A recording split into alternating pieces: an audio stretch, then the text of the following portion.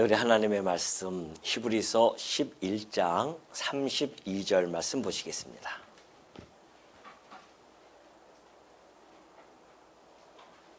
히브리서 11장 32절입니다.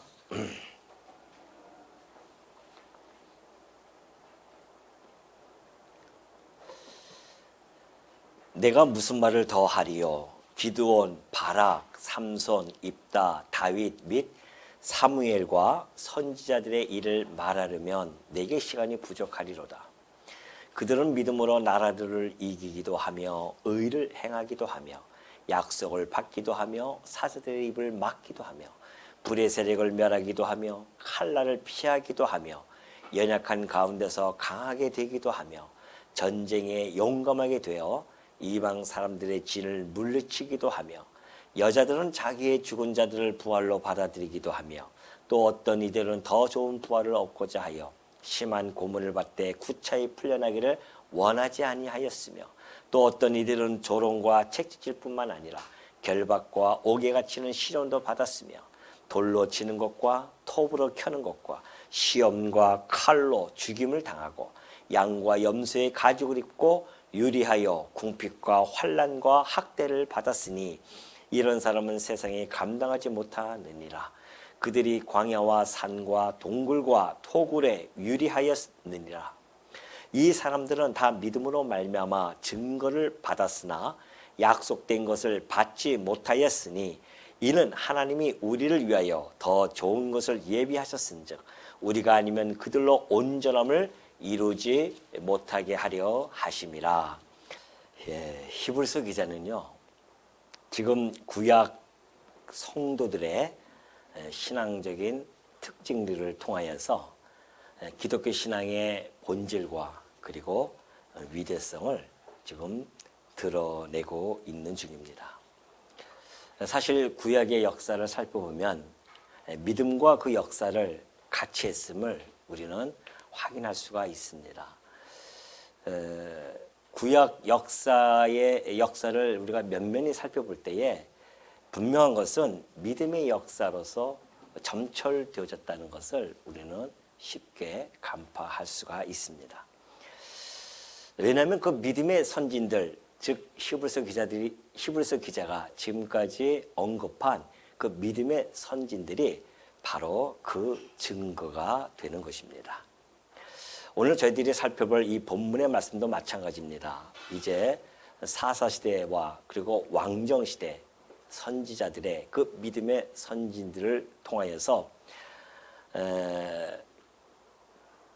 이 기독교 신앙의 이 본질과 위대성을 다시 한번 히브리서 기자는 이제 언급을 해주고 있게 됩니다.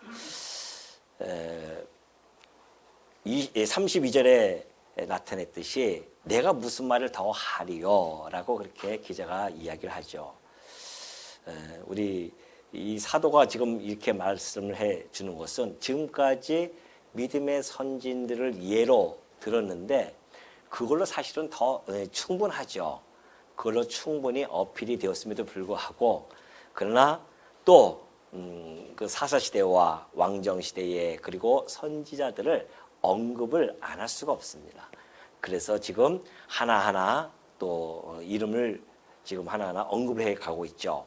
예를 들면 기드온, 바락, 삼손, 입다, 다윗, 사무엘 또한 선지자들 시간이 부족합니다. 그렇죠. 이 구약에 있는 모든 믿음의 선지자를 하나하나 다루려면 뭐 이게 하루아침에 되겠습니까? 그 구약을 전체를 다루면서 더욱 풍성한 우리가 예들을 하나씩 들춰 보여줄 수 있고 또 그걸 통해서 얼마나 큰 은혜들을 깨달을 수 있겠습니까? 그러나 지금 히브리서 기자는 이것을 히브리인들에게 보내는 편지이기 때문에 지면에 한계가 있을 수밖에 없습니다. 그래서 여기는 이제 살짝 이제 처리를 해 나가고 있는데 그 이름들을 들춰내고 30절부터 38절까지 그들의 삶에 대하여 이제 언급을 해 나가기 시작합니다. 이들의 삶을 보면은 사실은 믿음으로 승리한 그러한 모습을 잘 보여주고 있습니다.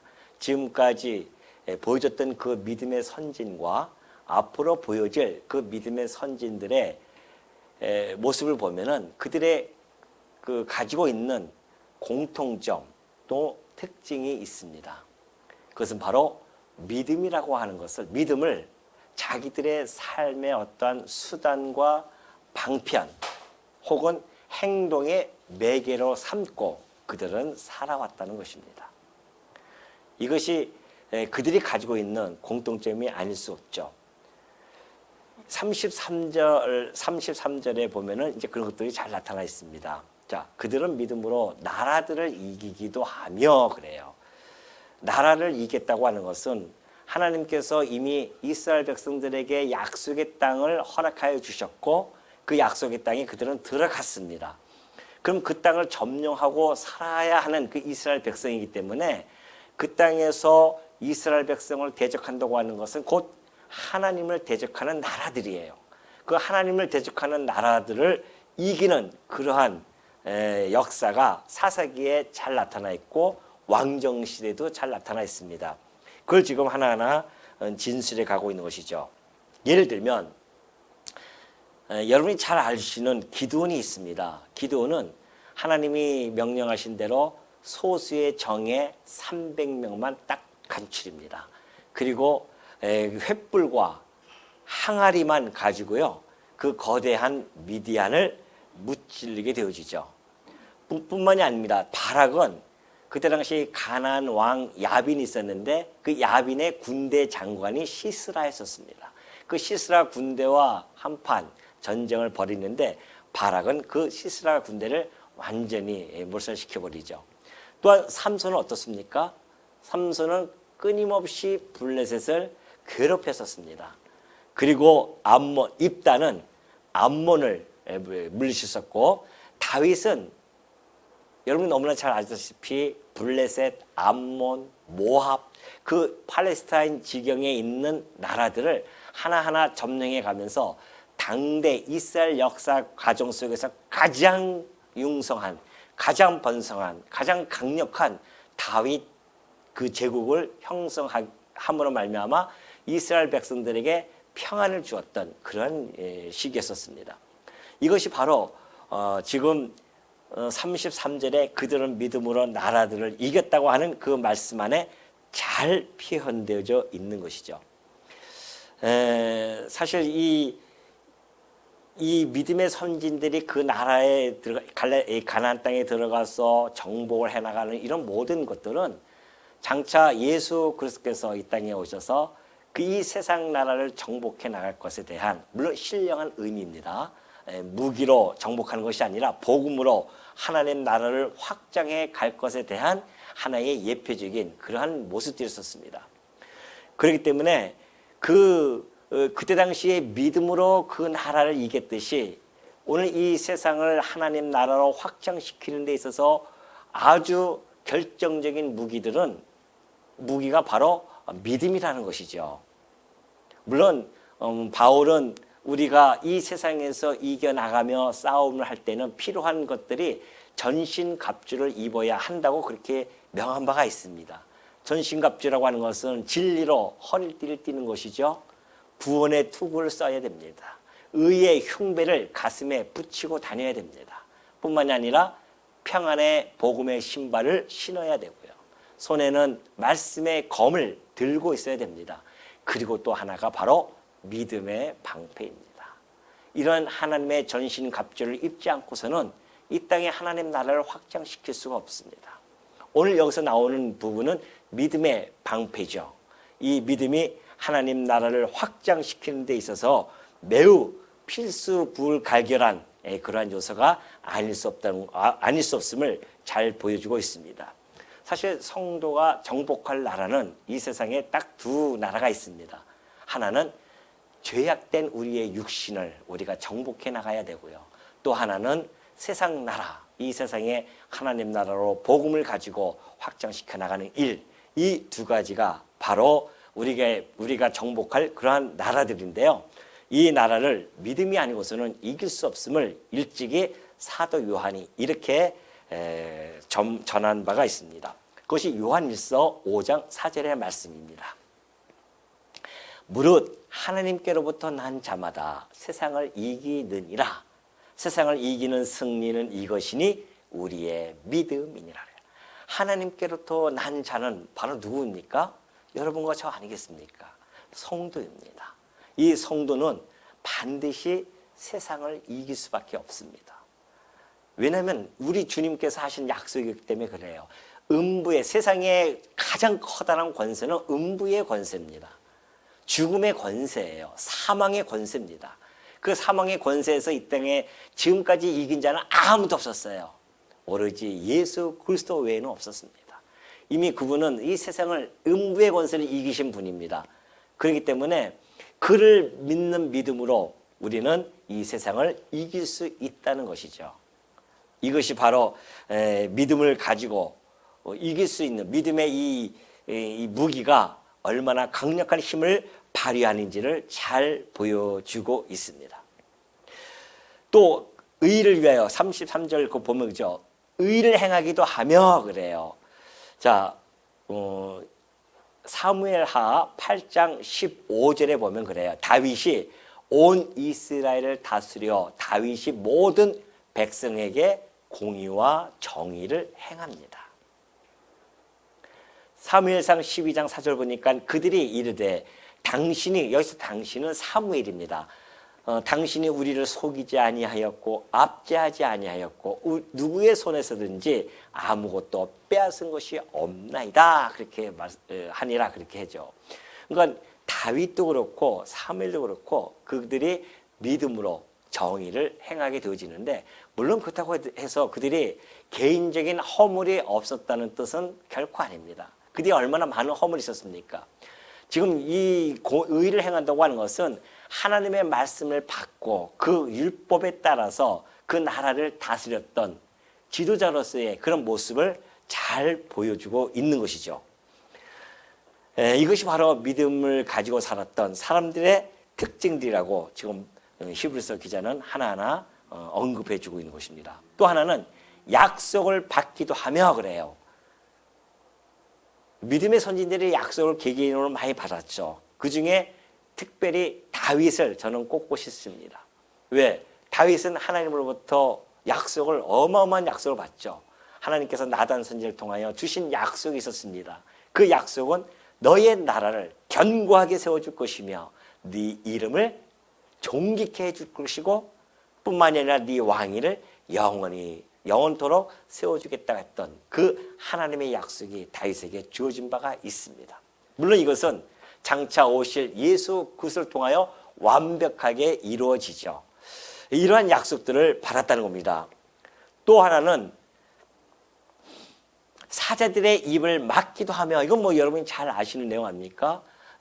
다니엘을 시기했던 자들이 그때 당시 다리오 왕에게 그렇게 이야기를 합니다. 40일 동안 오로지 왕만 섬길 수 있는 법령을 선포하십시오. 40일 기간 동안에 다른 신을 섬기면 그때는 저 사자굴에 던진다고 그렇게 명을 내리십시오. 해가서 명을 내리지 않습니까? 그런데도 불구하고 우리의 믿음의 선진이었던 다니엘은 그 죽음을 두려워하지 않고 여전히 하나님을 향해서 하루에 3번씩 기도를 했다는 사실, 죽으면 죽으리라 했다는 거 아니겠습니까? 결국은 천사들이 내려와서 사자의 입들을 다 막아버립니다. 그리고 그 사건을 보고 나서는 미 다리오 왕이 놀라죠. 그래서 바로 다니엘이 섬기는 그 하나님을 그 영광을 선포하고 그 하나님을 찬양하라고 그렇게 다리오 왕이 전국에 조서를 내리게 되어집니다. 죽음의 위협 앞에서도 결코 흔들리지 아니하고 하나님을 의뢰하는 그 믿음의 행위 결과는 이렇게 놀라운 결과로 나타나는 것입니다. 불의 세력은 또 어떻습니까? 34절 보면 불의 세력을 멸하기도 하며, 사실 이 내용은요, 히브리인들은 다 아는 내용이에요. 이렇게 쫙 간략하게 설명을 해도 그들은 잘 알죠. 우리 물론 구약을 잘 공부하신 우리 성도님들도 잘 아실 것입니다. 그러나 아직 구약을 제대로 공부하지 못하신 분들은 좀 어려울 수가 있습니다. 그래서 제가 하나하나 지금 설명을 해가고 있는 중입니다. 자, 불의 세력을 멸하기도 한다고 하는 것은 바로 사드락, 메삭, 아벳느고 다니엘의 세 친구의 사건이었습니다. 역시 마찬가지입니다. 너희들이 금신상을 만들었는데 이 금신상에게 절하지 아니하면 저 풀물불에 던져버릴 거다라고 하는 법령이 떨어집니다. 그때의 다니엘 이 세 친구는요, 우리가 너희들의 그 법령에 우리가 무릎을 꿇을 수는 없다. 왜? 우리는 살아계신 하나님 여호와만을 경외해야 하는 자들이기 때문에 그렇다는 것이죠. 그래서 우리는 너희들에게 그 금신상에게 절하지 아니할 것이다. 혹 너희들이 저 풀무불에 우리를 던진다 할지라도 하나님께서 우리를 거기서 건져낼 것이며, 혹 하나님이 그리 아니하신다 할지라도 우리는 오로지 여호와 하나님만 섬기겠다고 하는 그 믿음의 놀라운 모습을 보여줍니다. 그리고 풀무불에 던져져요. 그런데 불의 세력을 누가? 하나님께서 다 막아주신다는 겁니다. 바로 이 사건이에요. 불의 세력을 멸하기도 하며 칼날을 피하기도 하며, 칼날 피한 우리 믿음의 선지자들이 얼마나 많이 있습니까? 특히 다윗 같은 경우는 사울이 던진 창날을 피하지 않습니까? 이런 것들을 모습을 보여주고 있고, 칼날을 피한다고 하는 극한 죽음의 상황까지, 그 위험한 상황에서도 하나님께서 그들을 건져내시는, 구원해 주신다는 그런 모습을 의미를 담고 있습니다. 뿐만이 아니죠. 연약한 가운데서 강하게 되기도 하며, 삼손은 어떻습니까? 삼손이 얼마나 연약해졌어요. 눈이 다 뽑히고 사람들의 조롱거리가 되어집니다. 그러나 마지막에 강하게 되어져서 그는 블레셋의 모든 고관 대적들을 다 죽여버리는 그런 놀라운 역사를 행하기도 하죠. 또 뭐 있습니까? 전쟁에 용감하게 대어 이방 사람들의 진을 물리치기도 하며, 그 앞에 있는 바락, 또 입다, 이런 이야기들이죠. 그리고 여자들은 자기의 죽은 자들을 부활로 받아들이기도 하며, 여기 여자들은 누구냐면은 사렙다 가부와 수넴 여인입니다. 아시죠? 사렙다 가부는 하나밖에 없는 아들이 있었습니다. 근데 죽어버렸어요. 그때 같이 있었던 그 엘리야에게 탄식을 하죠. 하나밖에 없는 아들이 죽었나이다. 그러니까 엘리야가 하나님께 기도하니까 그 아들이 살아나요. 수넴 여인도 마찬가지입니다. 늦음하게 아들 하나 얻었는데 어려서 죽어버립니다. 그래서 도움을 요청하죠. 누구에게? 엘리사에게. 그 엘리사가 간절한 기도를 하죠. 그때 그 아들이 다시 살아나는 놀라운 기적의 은혜를 체험하게 되어집니다. 그것이 바로 이 사건이었어요. 여자들은 자기의 죽은 자들을 부활로 받아들이기도 하며, 또 어떤 이들은 더 좋은 부활을 얻고자 하여 심한 고문을 받되 구차히 풀려나기를 원하지 아니하였으며, 또 어떤 이들은 조롱과 채찍질 뿐만 아니라 결박과 옥에 치는 시련도 받았으며, 돌로 치는 것과 톱으로 켜는 것과 시험과 칼로 죽임을 당하고 그렇습니다. 섬뜩하죠? 섬뜩합니다. 고문을 당하는데요, 심한 고문이라는 것은 무슨 고문이냐면, 그때 당시에 있었던 고문이 이름도 어려워요. 팀파논이라는 고문이 있었대요. 팀파논 고문. 그 고문은 형대, 북치는 그런 것처럼 그 북치는 그런 형대에다가 이렇게 사람을 눕혀 놓습니다. 팔다리를 다 묶어놔요. 고정을 시켜놔요. 그리고 간지럼을 피기 시작합니다. 믿기지 않죠? 하도 좋은 분들이 있는 것 같아서 제가 이거는 내가 지금 첨가시킨 거고요. 쇠창살로 어깨, 팔, 무릎, 엉덩이, 관절이 다 연결돼 있잖아요. 그 쇠창살로 관절을 다 분리시킵니다. 그리고 누워 있으니까 이 가슴을 북을 치듯이 분쇄를 시키는 거예요. 때려서. 그래서 그런 고문에 의해서 심한 고문을 당하다가 죽는 겁니다. 근데 그 믿음의 선진, 그런 고문을 당하는 믿음의 선진이 여러분 보십시오. 30장 후반절 보십시오. 그 심한 고문을 받되 구차히 풀려나기를 원하지 아니합니다. 어찌 이럴 수가 있겠어요? 풀려날 수 있는 방법은 딱 두 가지입니다. 하나는 하나님을 부정하면 됩니다. 하나님 섬기지 않겠습니다. 하나님을 믿지 않겠습니다. 하면 끝나요. 그러면 그 심한 고문에서 벗어날 수가 있습니다. 또 하나는 그때나 지금이나 돈이면 안 되는 것이 무엇이 있겠습니까? 보석금이에요. 보석금을 주면은 그 돈 때문에 살아날 수가 있어요. 근데 그때 당시에 우리의 믿음의 선진들은 구차한 겁니다. 그렇게 해서 살아난다? 아니에요. 구차해요. 그게 오히려. 그 심한 고문을 견뎌낸단 말입니다. 또 어떻습니까? 어떤 이들은 조롱과 채찍질뿐 아니라 결박과 옥에 갇히는 시련도 받아요. 돌로 침을 받습니다. 돌로 치는 것은 누가 있었냐면은 요아스 왕 때였었습니다. 요아스 왕 때에 제사장 여호야다의 아들이었던 스가랴가 있었습니다. 스가랴 그 선지자죠. 스가랴 선지자가 하나님의 명을 받고서는 요아스 왕에게 그냥 책망을 합니다. 근데 그걸 견뎌내지 못해 그 왕이. 그래서 돌로 본 앞에서 돌로 쳐 죽이는 그러한 사건이 벌어지고요. 톱으로 켜는 자가 있었어요. 전승에 의하면은 이사야가 므낫세 왕 때 이사야 선지자가 톱을 켜서 반이 갈라져서 죽었다고 합니다.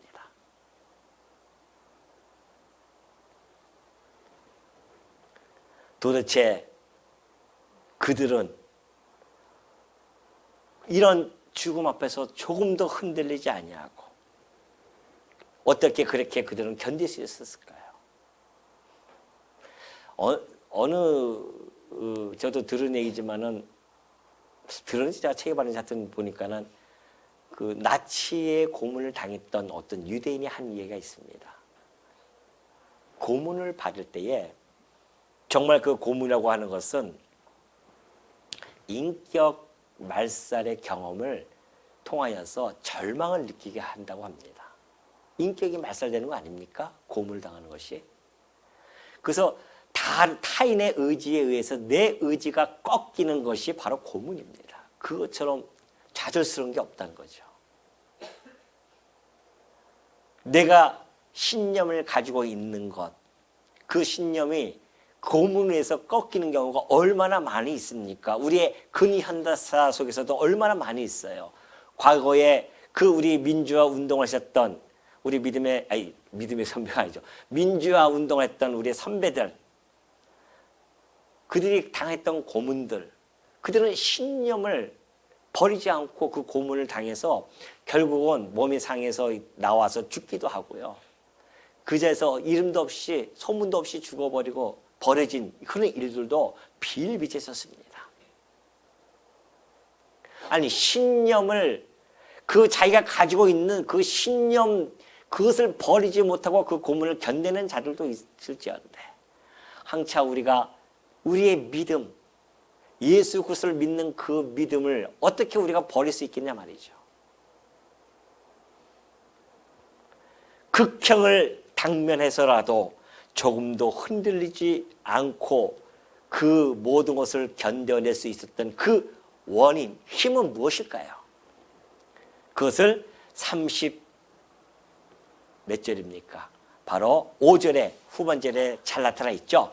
더 좋은 부활을 얻고자 하여 그래요. 더 좋은 부활. 앞에 부분은 여자들이 받은 그 부활은 뭡니까? 자식들이 살아난 거잖아요. 그건 재생이에요. 육신적인 다시 재생입니다. 그러나 우리의 믿음의 선진들이 더 좋은 부활을 바란 것은 영원한 부활입니다. 그건 신령한 부활이에요. 단지 육적인 부활이 아니란 말입니다. 더 좋은 부활을 위해서 그 육신의 몸을 초계처럼 버릴 수 있는 이 믿음, 이것이 성도들이 가지고 있는 믿음입니다. 히브리서 기자는 지금 이 순교야말로 신앙인들이 가지고 있는, 신앙인들이 살면서 그 삶의 절정이라고 지금 이야기하고 있는 것입니다. 주를 위해 받는 그 고난은 믿음의 절정이 아닐 수 없습니다.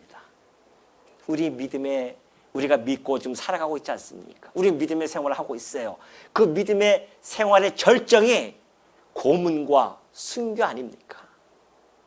지금 이렇게 편한 세상에서 믿는 믿음은 사실은 진짜 내 믿음인지 그거는 판가름할 수 없습니다.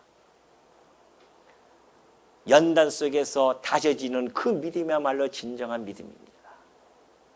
죽음 앞에서 던져질 수 있는, 생명을 던질 수 있는 믿음이야말로 진정한 믿음이죠. 지금은 편하니까 다 믿죠, 이렇게. 그러나 하나님께서는 때때로 시대마다 한 번씩 세찬 알곡과 쭉정이를 거르는 작업을 해 나가십니다. 혹시 우리는 쭉정이가 아닌지, 알곡이 아닌지 날마다 점검을 해야 됩니다. 이렇게 편할 때에 교회 생활하는 것도 힘들다고 할지언데 핍박받는 시대가 온다고 하면 어찌하겠습니까?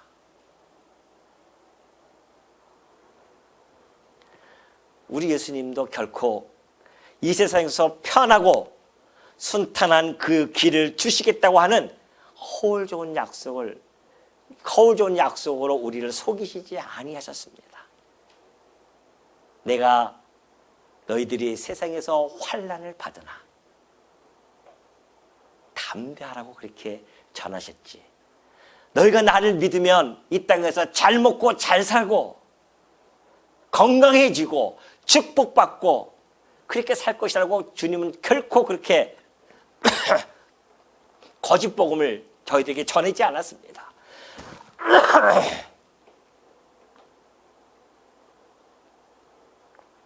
오늘날 많은 강단에서 외쳐지는 복음 아닙니까? 내 영혼이 잘된 같이 범사에도 잘 돼야 된다고 합니다. 현세에서 육적인 축복을 받지 못한 자는 진정한 믿음이 아니라고 그렇게 이야기하는 차들도 있습니다. 그 이야기를 듣고 수십만 명이 몰려드는 교회도 있습니다. 그러나 기독교의 본질은 그게 아닙니다. 이 땅에서 누리는 복이야 하나님이 주시는 분복 따라 갖는 것이고요. 우리의 분복은, 우리가 이 땅에서 받을 복은 하늘의 신령한 복입니다. 그 하늘의 신령한 복이야말로 그 복을 우리는 이 땅에서 무장하고 그 복으로 무장하고 살아야 되지, 육적인 복을 추구하면서 산다고 하는 것은 진정한 복음이 아니에요. 우리 지금 그렇게 가르치지 않았다니까요. 너희가 내 이름을 위하여 핍박과 고난을 받을 것이야. 그럴 때 너희들은 기뻐해라. 내 이름을 위하여 받는 핍박과 고난을 받은 자들이 있으면 기뻐하라는 겁니다. 왜? 천국이 저희 것이기 때문에 그렇다는 것이죠. 우리 주님이 세우실 나라는 이 나라가 아니었었습니다. 이 땅에 뿌리 박는 나라가 아니었었어요. 그러니까 빌라도 앞에서 그렇게 말씀하신 거죠. 내 나라는 이 세상에 세워질 나라가 아니다. 만약에 이 세상에서 세워질 나라라고 한다면 너희들이 내 손끝 하나 건들 수 있겠느냐. 지금이라도 내가 하늘에 있는 천사 12영이면 수를 셀 수 없는 그 천사들입니다.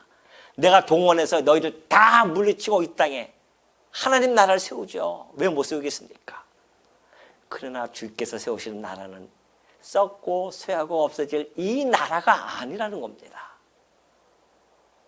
썩지 아니하고 쇠하지 아니할 저 하늘에 있는 아버지가 계시는 그 나라를 우리 주님은 그 나라를 세우실 분이기 때문에 이 땅에서는 그렇게 핍박과 조롱을 당하면서 가신 겁니다.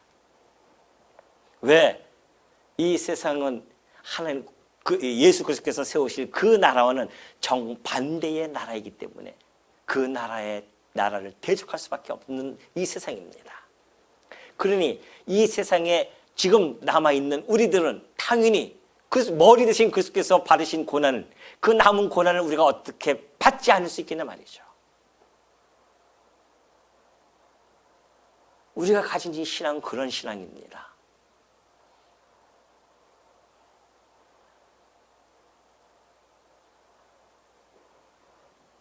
그러면서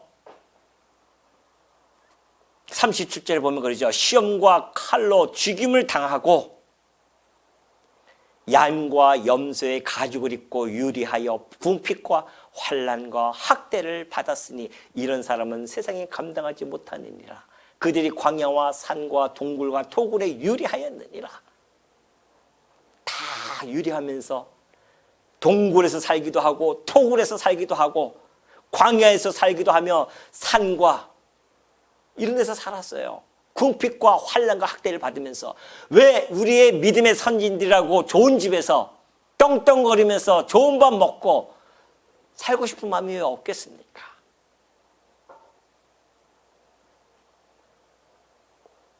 이런 사람은 세상에 감당하지 못한다고 했습니다.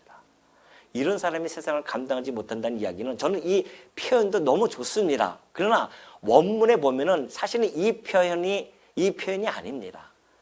여기서 이 감당이라고 하는 단어는요, 사실은 악시오스라고 하는 단어인데 가치가 있다는 뜻입니다. 가치가. 그러니까 이 직역을 하면은 이런 뜻이에요. 그들에겐 세상은 가치가 없었다는 겁니다. 사실 원문의 뜻은 그런 뜻입니다. 이거 의역을 한 것이죠. 저는 이게 오히려 그것도 좋지만 이 내용이 너무너무 와닿죠. 왜? 지금 히브리서 기자는 가치관을 이야기한 거예요. 세상의 가치론을 두고 사는 자들과 하늘의 가치론을 두고 사는 자들의 삶이 어떠한가를 잘 보여주고 있죠. 하늘의 가치론을 가진 자들은 이 땅에 뿌리를 받고 살아가는 자들이 아닙니다. 그들에게 있어서 세상은 잠시 머무르는 그러한 곳일 뿐이 아닙니다. 그렇게 인식되어지고 살아가는 자들이에요. 그래서 이 세상에 특별한 가치를 부여하지 않습니다. 이 세상의 삶을 그저 나그네로 여깁니다. 이 세상에 집착하지 않습니다. 우리 주님도 역시 마찬가지 아니겠습니까? 우리 주님이 하신 말씀이 뭡니까? 여우도 굴이 있고 공중의 새도 거처가 있지만 인자는 머리 둘 곳이 없다고 합니다. 우리 믿음의 선지들이 받았던 이 고난, 유리하는 것, 이 모든 것들은 장차 오실 예수 그리스도에 대한 예표로서의 모형과 다 그림자 있었습니다. 우리 주님이 믿음의 선지들이 받았던 그 고난, 고문과 그러한 모든 고통을 예수님이 직접 오셔서 십자가에서 다 받으신 겁니다. 우리 주님께서는 이 땅에 머리 둘 곳이 없다고 하셨어요. 근데 여러분들은 이 땅에 머리 두려고 하십니까? 이 땅에 뿌리 받고 살려고 하십니까?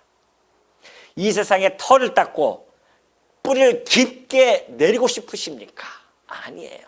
성도는 이 세상에 털을 닦고 뿌리를 내려는 그러한 존재가 아닙니다. 이 세상은 우리의 집이 아니에요. 그저 임시로 거처하는 장막에 불과합니다. 그렇기 때문에 우리가 혹 방 한 칸 산다 할지라도 좌절하지 않는 이유가 거기에 있습니다. 혹 내가 지금 빈하게 산다 할지라도 실망하지 아니하는 그 이유가 거기에 있어요. 그저 우리의 믿음의 선지들처럼 우리는 유리하는 자들이에요. 때로는 환난도 각오해야 됩니다. 궁핍함도 각오해야 됩니다. 학대도 각오해야 되고요. 조롱과 책짓과 결박과 옥에 갇히는 시련도 우리는 각오해야 하는 성도들입니다. 때로는 좋은 집에 살지 못하고 동굴과 같은 그리고 토굴과 같은 광야 속에서 살아갈 때도 각오해야 됩니다. 이것이 기독교예요. 이런 기독교 본질, 이 신앙의 위대함을 강단에서 외치지 아니한다고 하는 것은 그것은 가짜입니다. 여전히 현세의 복을 이야기하고 육체의 복을 이야기하는 자들은 다 가짜입니다. 성경은 그렇게 이야기하지 않습니다. 구약에서는 모형과 예표적으로 보여줬기 때문에 육적인 복을 보여줬어요. 그러나 신약 성도들은 하늘의 신령한 복을 나누는 것이지 육적인 복이 아닙니다. 아까 얘기했듯이 육적인 복은 하나님이 주시는 분복이에요. 예수를 안 믿어도 잘 먹고 잘 사는 사람들이 너무나 많고요. 예수를 믿어도 못 살고 못 먹고 못 사는 사람들이 너무나 많습니다. 우리가 주목할 것은 이 땅의 것이 아니라니까요. 영원한 것을 바라보면서 살아가야 할 자들입니다. 우리의 믿음의 선지들이 그렇게 살아왔다니까요. 그러면서 39절에 보면 이 사람들은 다 믿음으로 말미암아 증거를 받았으나 약속된 것을 받지 못하였으니 이는 하나님이 우리를 위하여 더 좋은 것을 예비하셨은즉 우리가 아니면 그들로 온전함을 이루지 못하게 하려 하심이라. 그래요. 자, 이 구약 성도들은 다 믿음으로 말미암아 증거를 받았습니다. 예수 그리스도께서 메시아가 와서 우리를 구원해 주실 거야. 그 증거를 받고 그들은 그 믿음을 가지고 지금까지 견뎌낸 거예요. 예수 그리스도께서 오셔서 우리를 더 좋은 부활로 인도해 가실 것이다. 메시아가 오시면은 자기네들이 지켰던 이 신앙의 열매를 맺을 것이다. 그렇게 생각을 하고 살아갔던 분들이었습니다. 그러나 그들은 약속은 받지 못했죠. 예수 그리스도께서 그때 당시에 오시지 않았기 때문에 그렇습니다. 그 메시아는 2000년 전에 이 땅에 오셨습니다. 그들은 받지 못했는데 40절 보면 이는 하나님이 우리를 위하여 더 좋은 것을 예비하셨은지 그래요. 더 좋은 것이 뭡니까? 메시아를 통하여 예수 그리스도를 통하여 구속받는 그것, 그리고 예수 그리스도를 통하여 하나님과 화목이 되어져서 하나님께 직접 앞으로 나아가는 이것, 이 더 좋은 약속을 우리는 예비해 주셨습니다. 그래서 우리는 2000년째 오신 그 예수를 믿음으로 말미암아 구속을 받았고 하나님 앞에 담대히 나아갈 수 있게 되어진 거 아닙니까? 그러니까 우리가 아니면 그들로 온전함을 이루지 못한다는 이야기는 신약 성도들의 구속이 이루어지지 않는다고 한다면 여전히 구약 성도들의 구속도 지금까지 이루어지지 않고 있는 겁니다. 그런데 오늘 예수님께서 이 땅에 오심으로 말미암아 우리는 그를 믿고 구속함을 얻게 되어졌어요.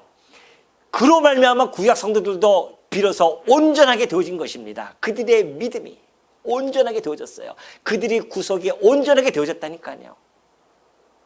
예수 그리스도를 통하여서, 우리 신약 성도들을 통하여서, 구약 성도들도 마찬가지로 구약 성도 믿음의 선진들이나 오늘 믿는 우리들이나 함께 그리스도 안에서 다 온전하게 되어진 겁니다.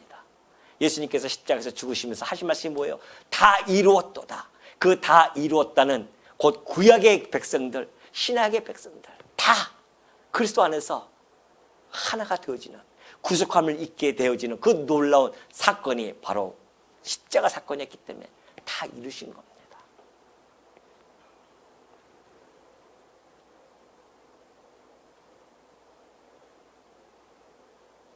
구약 성도들이 그 믿음, 오실 메시아를 바라보면서 믿었던 그 믿음만 가지고도 이런 엄청난 시련들을 견뎌내고 그 신앙의 절개를 지켰다고 한다면 오늘 우리 성도님들은 어떠해야 됩니까? 제가 굳이 힘줘서 이야기할 필요가 있겠습니까? 항차 예수 그리스도를 직접 오신 메시아를 바라보고 믿는 우리들의 삶이야 어떻겠냐 말이죠. 훗날 우리 믿음의 후손들에게 우리가 이 믿음의 선진들을 바라보면서 그 믿음을 우리가 계승받고 살듯이 우리 믿음의 후배들도 장차 훗날 그 믿음의 후배들이 우리 믿음의 선배를 바라볼 때에 그 어려운 가운데서도 믿음을 지켰던 믿음의 선배라고 그렇게 기억될 수 있는 그러한 성도들이 되어지는 것, 이것이 우리가 가지고 있는 바라는 소망 아니겠습니까? 일시적인 가치에 현혹당하지 말고, 이 세상은 다 일시적인 가치들입니다. 그런 일시적인 가치에 현혹당하지를 마시고 하나님께서 주신 그 약속되어졌던 영원한 가치, 그 영원한 가치를 바라보면서 요동치지 아니하는 믿음의 용사로 발돋움하시는 우리 성도님들이 되어지시기를 당부드립니다.